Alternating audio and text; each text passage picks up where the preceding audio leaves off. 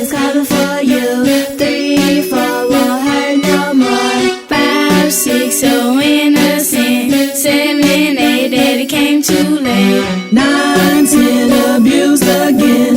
Born to lose, I ain't never gon' win. I ain't daddy's little girl no more. I ain't daddy's little girl no more. Daddy's little girl was a princess, a sweet caramel complected mistress who played dressed up in mama's clothes and knew nothing of the evil that upon her life would impose. And why would she?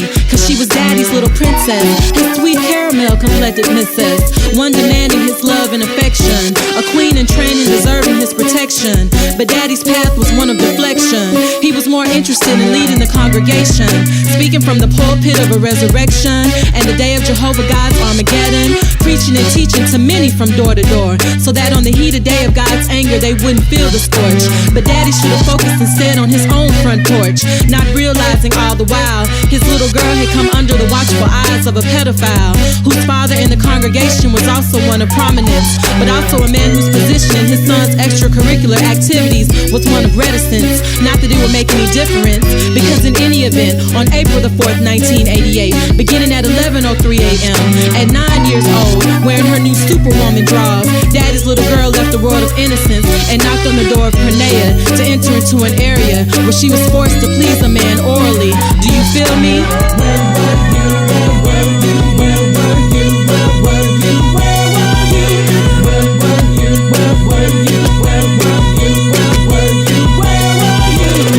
Feel the pain of a little girl drenched and drowning in the rain of her world as it comes crashing down. Gone the days of not knowing and imagining things serene and sweet, instead being chastised for having the audacity to bleed on the sheets. To tell someone, hell no, she can't be that bold, cause that nigga told her, I'll kill your family in front of you first, then kill you before their body turns cold. So baby girl represses it, keeps that shit locked in tight, and tries to reassemble her life, putting back the shattered pieces cause daddy failed to protect his little girl. Instead becomes caught up in himself and the riches of the world, moves his family into a mansion, cause he wants his little girl to want for nothing. But if he knew his little girl well, he'd know what she wanted from him was intangible and not for sale. So to get his attention she rebels, becomes a G-queen, anything for daddy to notice, anything to be seen. But rosy colored lenses block daddy's view and keeps his baby girl in shadow, so that gangster life becomes what she knows. Lulled into a false sense of security, daddy's little girl thinks she's found real family, until one of her brothers smothers her with a pillow while daddy's downstairs, perfectly unaware of the act of savagery, as he tears through her hymen, loudly taking any innocence she had left in silence. And from this a child of ebony beauty was born.